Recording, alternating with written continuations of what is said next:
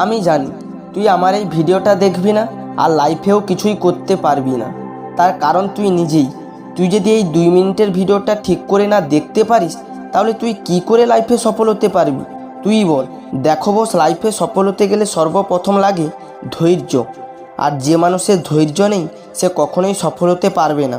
তার কারণ একটা মানুষকে সফল হতে গেলে কত মানুষের গালাগালি শুনতে হয়, কত পরিবারের মানুষদের কাছে বকা শুনতে হয়। যারা সফল হয়েছে তারাই শুধু জানে। আর সব কিছু ইগনোর করে তোমাকে ধৈর্য ধরতে হয়। আর সেই ধৈর্য যদি না থাকে তাহলে তুমি কখনোই সফল হতে পারবে না।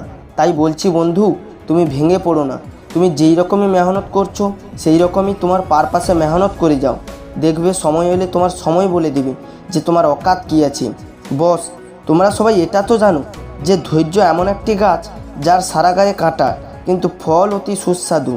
দেখো বস, তোমার একার জীবনে শুধু ঝড় আসে না, আমার জীবনেও ঝড় আসে। আর আমি একটা কথা জানি, আমি যদি এখন থেকে 5 বছর পর্যন্ত ধৈর্য ধরি তাহলে আমার লাইফে আর কিছুই অভাব থাকবে না। দেখো বস, আমার মনে হয় ধৈর্য আর বিশ্বাস একে অপরের হাত ধরে চলে। আর তুমি যখন সব কিছুর পরেও উপরওয়ালার উপর বিশ্বাস রাখবে তখন তোমার জীবনে আনন্দ নেমে আসবে।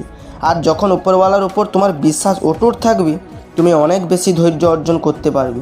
ধৈর্য মানে শুধু বসে বসে অপেক্ষা করা নয়, ধৈর্য মানে ভবিষ্যতে আলো দেখতে পাওয়া। ধৈর্য মানে কাঁটার দিকে তাকিয়েও গোলাপকে দেখা। তাই বলছি বস, বসে থেকো না। সময় চলে গেলে আর ফিরে পাবে না। আজ থেকে শুরু করে ফেলো তোমার কাজ, আর দিন রাত এক করে মেহনত করে যাও আর ধৈর্য ধরো সাফল্যের অপেক্ষায়। সবার শেষে একটা কথা বলতে চাই, ধৈর্য, পরিশ্রম আর মানসিক প্রচেষ্টা, এই 3টি একসঙ্গে যোগ করে মেহনত করে যাও। তুমিই পারবে বন্ধু, তুমিই সুপার হিরো। Thank you.